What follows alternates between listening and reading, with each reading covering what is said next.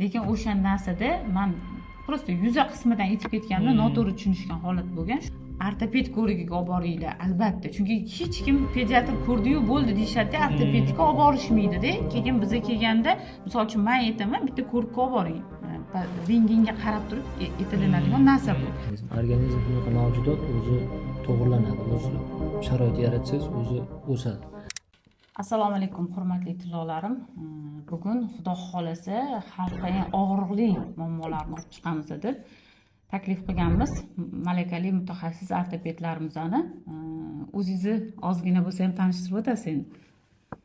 Ismim G'olib, travmatologiya ortopediya yo'nalishida faoliyat yuritaman. Asosiy yo'nalishim bolalar ortopediyasi. Hozirgi kunda Respublika travmatologiya ortopediya ilmiy amaliy tibbiyot institutida ish olib boraman.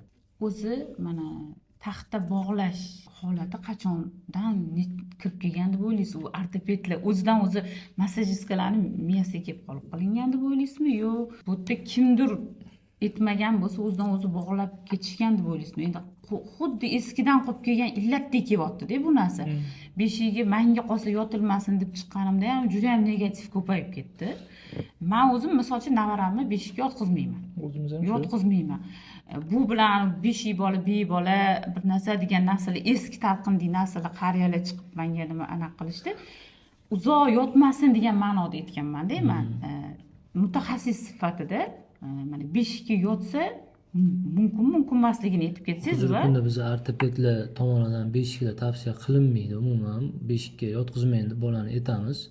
Chunki bolada agar displaziyaga moyillik, chiqishga moyillik holati bo'ladigan bo'lsa, beshikda yotish unga juda nima deydi, salbiy ta'sir ko'rsatadi. Beshik bu aynan kerakli degan tushuncha endi bizni avvaldan tarixdan qolgan. Lekin beshiksiz ham katta bo'lsa bo'ladi bola. Beshik bilan bog'lash kerak degan tushuncha bo'lgan.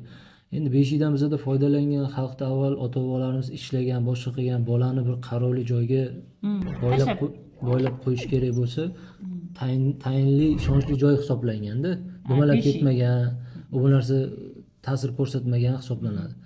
Hozirgi kunda ota-onalar faqat farzand boqishdan, qarashdan boshqa vaqti yo'q. Misol uchun, o'sha e'tibor qilsa farzandiga boshqa qilsa, u aynan beshikka bo'ylash kerak degan narsa emas. Hozirgi kunda biz beshikka atmay qilganmiz. Beshikda yotmasin deymiz.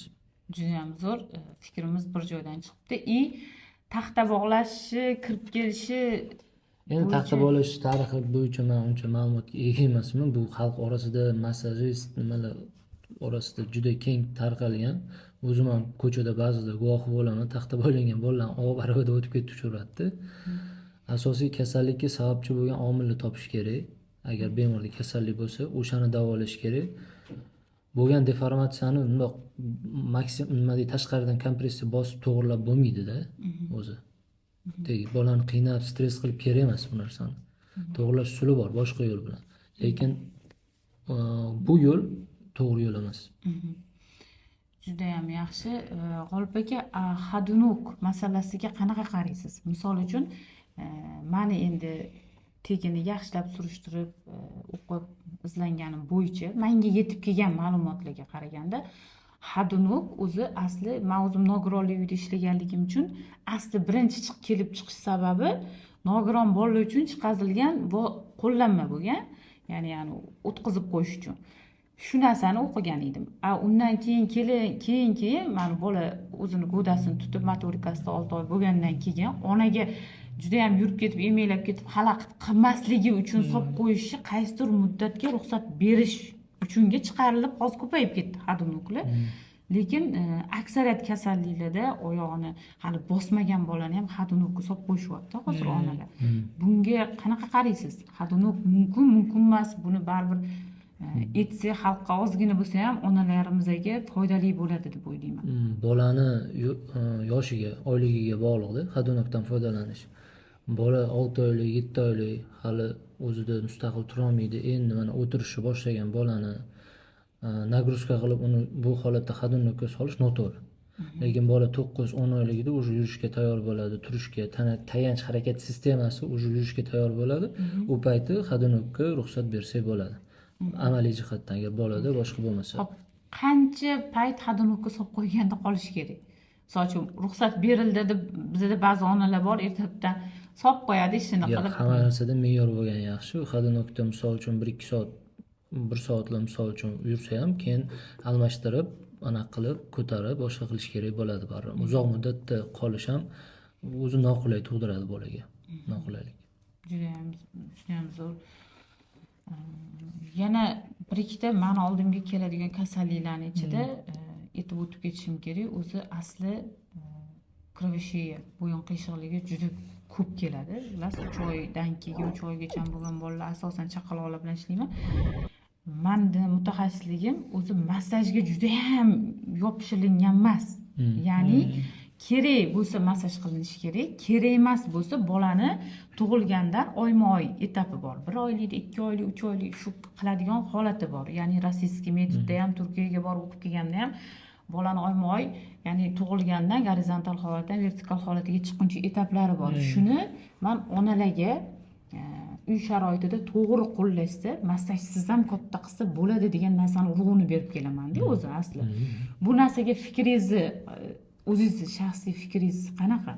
Misol, massaj kerak emas demoqchi emasman, lekin hozir bilasiz, 1 yoshga to'lguncha yopishib olishgan holat ham juda ko'p-ku. Shu narsaga qanaqa qaraysiz? Massaj bu asosiy davo emas, fizioterapevtik muolaja hisoblanadi. Misol uchun u bilan siz biror bir narsani to'g'irlab qo'ya olmaysiz.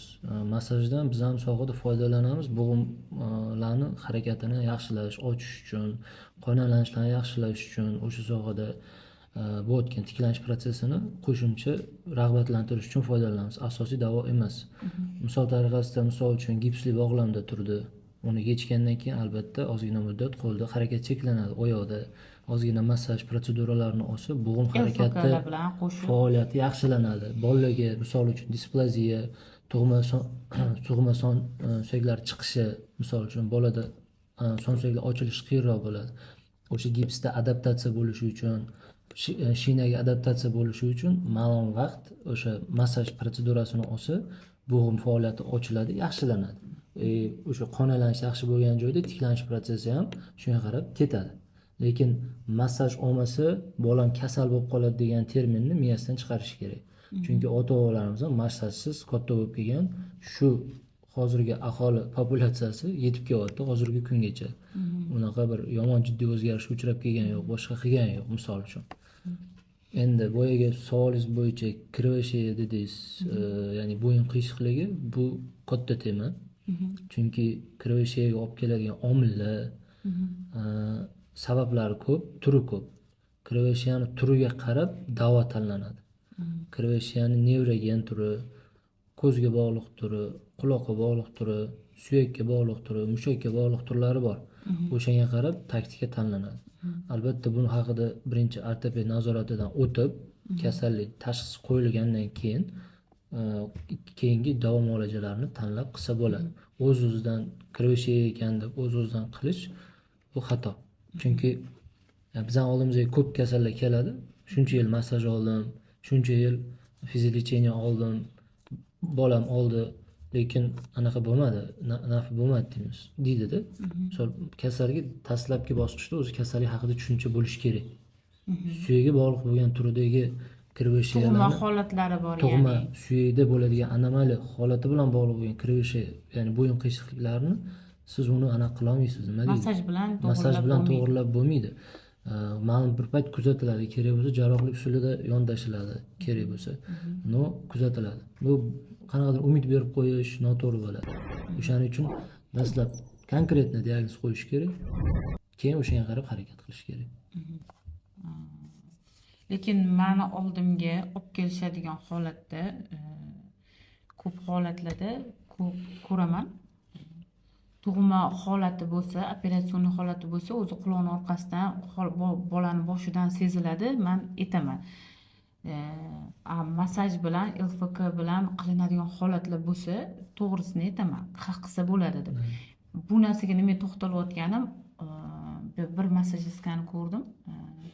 Massaj qilinayotgan holat bolani bo'ynidan ko'tarib olganda, ya'ni oldingi nimada aytganda os deydi-yu. Shu narsalarni qilib massaj qilyapti. Endi ichim achishdi-da. man yetib chiqsam baribir qo'shtirnoq ichidagi nimalar rezki bilasiz konkurentlar negativ yozishni boshlashadi. Baribir mutaxassisni o'zlari aytganlar yaxshi. Nima deb o'ylaysiz?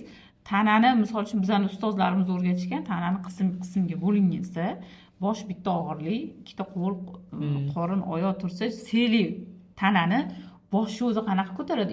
Bo'yinga tushyapti bu og'irlik. Bu yerda juda ham opasniy tomirlar o'tgan. Shunaqa qilib ochishyapti-da, mana bunaqa bolani ko'tarib. Bu narsa mumkinmi, mumkin emasmi? Shu narsaga ham to'xtalib keting. Baribir uy sharoitida onalarimiz ham qiladigan holatini ko'rdim-da. Bu videoni ko'rmaganman, lekin noto'g'ri albatta. U travma keltirib chiqaradi, boshqa qiladi. Unaqa ortiqcha harakat qilish kerak emas. Buni to'g'rilab o'zi misol uchun massajlarni qilib, shinalar taqib, misol deformatsiya kuchli bo'ladigan bo'lsa, oldin olsa bo'ladi. Lekin aynan uni osiltirib qo'yib boshqa qilish kerak. To'g'ri, tibbiyotda siz aytayotgan usuldan foydalanadigan turlari bor. Boshqa tur kasalliklarda galo-gravitatsion vitejeniyalar bor. U bolalarni boshidan qo'yib turib aylantirib, uni qiziqsangiz bo'ladi. Unaqa usullar bor. Umurtqasida bo'layotgan deformatsiyalar, ularni to'g'rilash hisobiga. Lekin u narsani massajistga qilish mumkinmi? U narsa massajistga qilinmaydi. Prosta o'sha harakatni aytayapman sizga. Yosh bolada bunaqa qilish xato. Hozir bir tomonlama qaramay aytayapman-da. Prosta bu narsa ham tipi foydalanilgan, lekin hozir bu holatda u noto'g'ri. Aynan massajist tomonidan qilish umuman noto'g'ri bu narsa.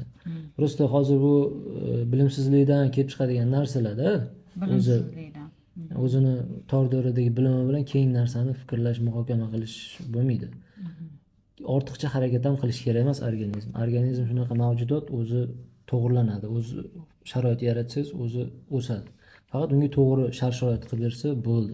Kasallikda ham uni ishqalab, massaj qilib, bir narsa qilib uni cho'zib qo'ya olmaydi, boshqa qila olmaydi. Siz aytgandek, men boshqacha videolar ko'rganman, oyog'ini kaltaligini massaj qilib to'g'rilagan. Misol uchun. O'zicha avvalosi bemorda o'sha oyog'ida kaltalik bormidi?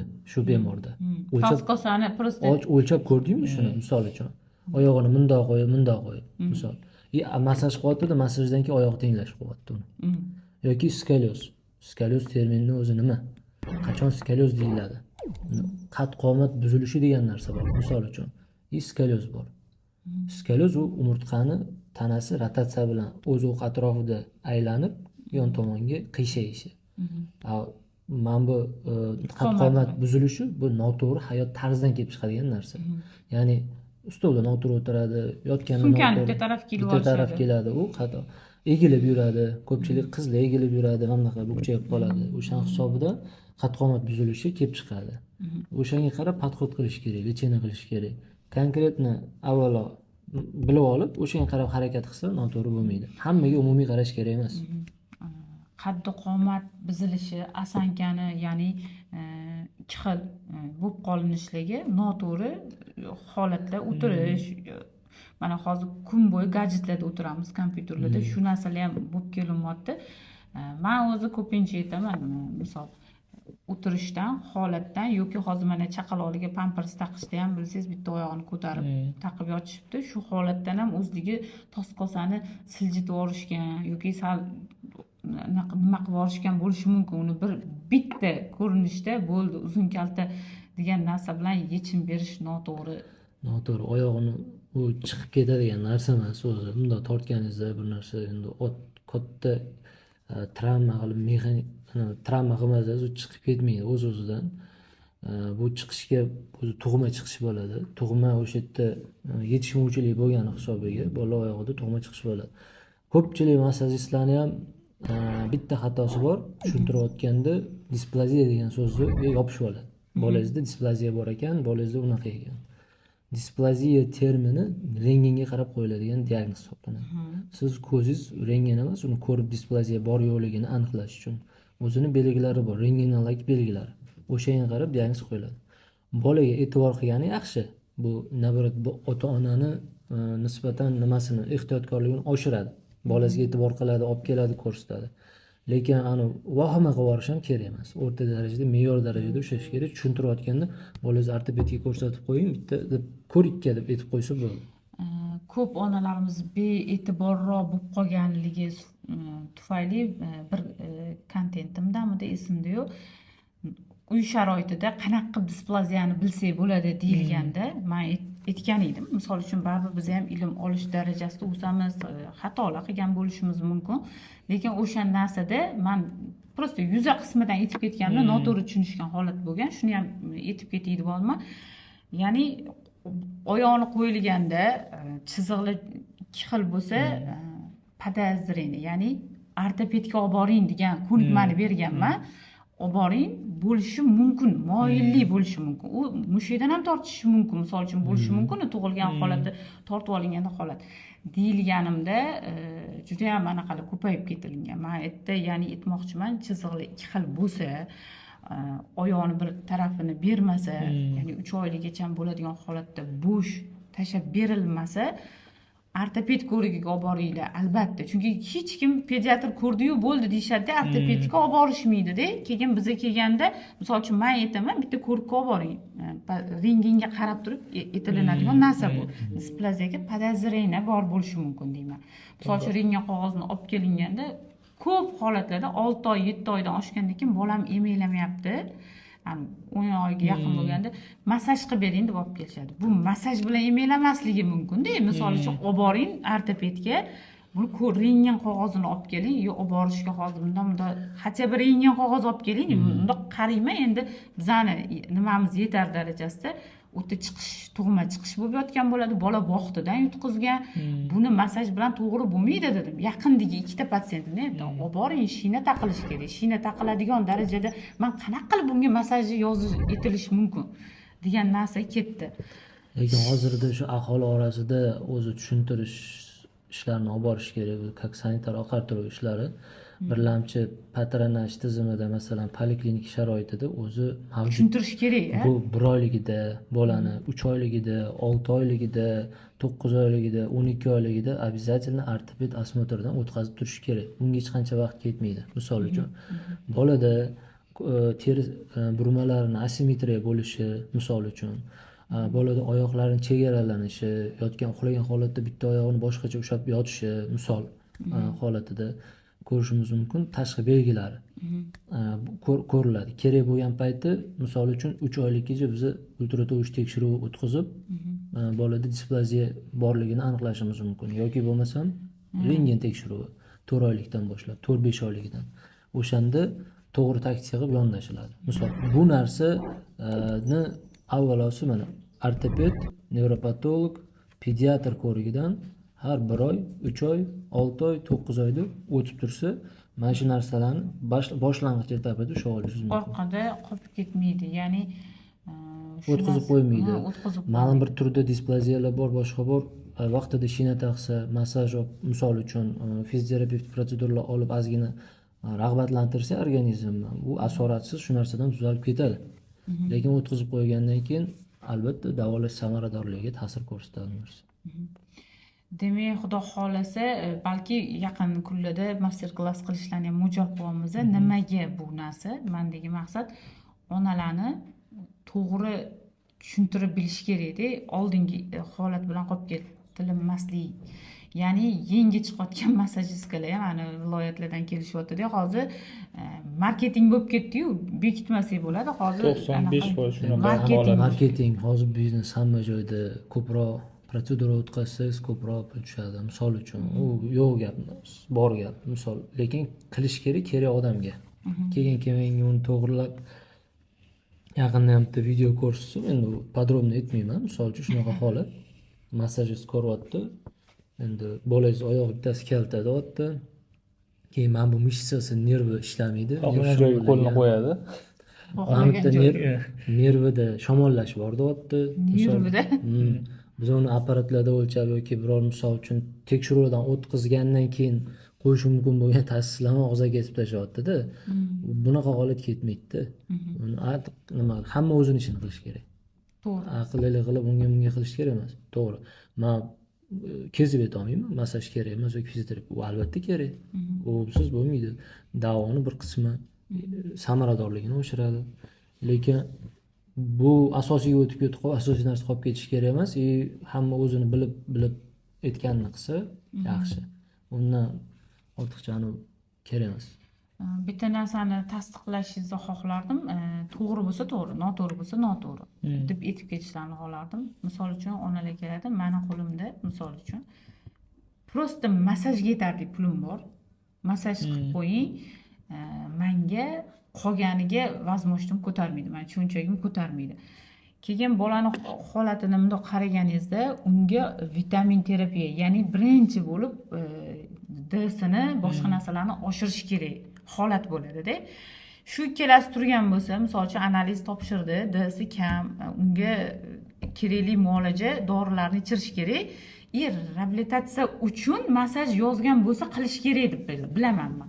Birinchi navbatda doktor aytgan dorisini olib ichirish kerak. Agar cho'nchagi ko'tarmasa, birinchi doringizni ichib holat qilib keling, keyin imkoniyatingiz bo'lganda kelsangiz qilib qo'yaman degan narsani aytaman. Bu qay darajada to'g'ri deb bilasiz? Misol uchun pulim mani mablag' taraflama kam, lekin birinchi dori olish kerakmi yo'q massajga kelish kerakmi degan savol qo'ydi-da. Menga qiziq shu narsa. Ya'ni o'zim uchun ham qiziq, nimaga to'g'ri javob bera oldimmi? Boya ham gapimda aytib o'tdim, asosiysi massaj asosiy davo emas. Albatta dori yozib berdimi? Birinchi dorini olish kerak, chunki kasallikni sababini davolashimiz kerak. Shu deformatsiyaga sababchi bo'lgan yoki qiyshayishga sababchi bo'layotgan, misol vitamin D yetishmovchiligi bo'ladigan bo'lsa, albatta birinchi vitamin D ni korreksiya qilib, to'g'rilab, qo'shimchasiga buni olsa bo'ladi. Lekin asosiy gapim nimasi? Asosiy dori olib, keyin uni aniq qiladi. Korreksiya qilish mumkin. Olmasa ham bu narsa tuzalmay qolmaydi degan narsa emas-da massajda. Misol uchun uyda o'zi ham qilishi mumkin, ma'lum bir protsedura. Sharoitida. Massajni uqalash, silash holatda qilsangiz bo'ladi. Aynan mexanizmi o'sha joyda qon aylanishini yaxshilash. Bo'ldi. U biror narsani joyiga solib qo'ymaydi, sizga cho'zib to'g'rilab bermaydi, misol uchun. Bu ortopedik holatda sog'lom bolaga sog'lom bo'lmasa ham, misol uchun ortopedik holatda kerak bo'ladigan turida savol. Lekin nevrologik holatlar ham bor-da. DTSP bolalar misol uchun menga ko'p keladi. Ularning holatida massaj to'xtatib qo'yish to'g'rimi? Yo'q. Ularning holatida endi bu yana o'shada gap. Kasallikni tamoyil o'zi bor. DTSP deb turibsiz. Bolalar serebral frajligi. Markaziy spastika kuchli. Mushaklar tonus tortayotibdi. Siz massaj bilan tonusni tepadan o'chirmasangiz, tashqaridan ming uqalaganingiz bilan foydasi yo'q. Siz avval uni dorisini tashkillashtirib, lecheniya olib, reabilitatsiya davrida siz yordam bering bo'ldi. Shu. Lekin asosiy davoga o'xshab siz uni massaj qilaman, uni bo'g'imini ochaman desangiz, bizga ko'p holatda keladi. Oyoq sonsuy sindirib qo'ygan, travma qilgan, ikkilamchi u bolaga yana ham nagruzka. Juda qiyin. U bolalarda davolash ham, gips qo'yish ham juda qiyin. Spastika tonus tortayotibdi. Holatlar bo'lganda, shuning uchun birinchi siz tepadan o'sha narsani davolab, yaxshilab o'sha doktoringiz bilan neyro ortopedlar bor, shu bilan shug'ullanadigan. To'g'rilab keling, siz keyingi etapda massajni olasiz. O'shanda siz davo samaradorligingiz ham zo'r bo'ladi. Chem o'zingizni ham qiynamaysiz, bolani ham qiynamaysiz. Shuni. Mana oldin biza o'qigan paytimizda endi uni ham turlari ko'p bo'lishi mumkin, chunki turi ko'p-da u narsani. Son chanoq bo'g'imiga kattaroq ochilganda, soniga qo'yilganda yechim yaxshi beradi golovka joyiga kirib olishga deb endi qisman nimasida o'rgatilgan. Men Qoraqalpoq tarafga bordik. Endi rostdan ortoped ustozim Qozog'istondagi Shahzoda Efratova bilan bordik konsultatsiya jarayoniga. O'tda solish kerak. Ya'ni songa solish kerak bo'ladigan qo'yilish kerak shina muammo bor deyaptilar. Endi men ham qiziqib ketyapman, u kasallik bo'lgandan keyin baribir ko'p jihatda pastiga, oyoqni pastiga qo'yib qo'yadigan turi ham bor. Mashinasiga ozgina to'xtalishib berib keting. Oyoqni pastiga soladigan shina qaysi oyda qanaqa kasalliklarda ishlatiladi va soniga qo'yadigan shinada qanaqa kasalliklarda ishlatsak bo'ladi. Qarang, bu shinalarni tanlash podbor bolani yoshiga, kasallikni holatiga bog'liq. Displaziya yoki yarim chiqishlarda qo'llanadigan shinalar bor. Shinani asosiy mexanizmi son suyaklarni kerib turish, ya'ni kerib turganda, ochib turganda головка ichkariga o'tishi hisobiga bu yerda shunga qarab formirovatsiya bo'ladi, shakllanadi. Fiksatsiyani vazifasini bajaradi. Fiksatsiya vazifasini bajaradi. Hamma shinada bir xil.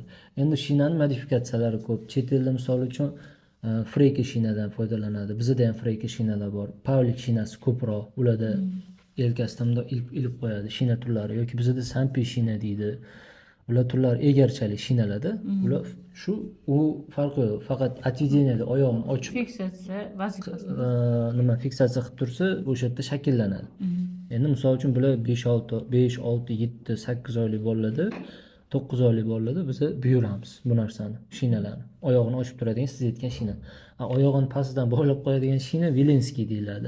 Shina Vilenskiyda u sal kattaroq yoshli bolalarda foydalanadi. Chunki уже 10-11 yoshdan keyin u egarchali shinalar juda ham noqulay hisoblanadi bolaga.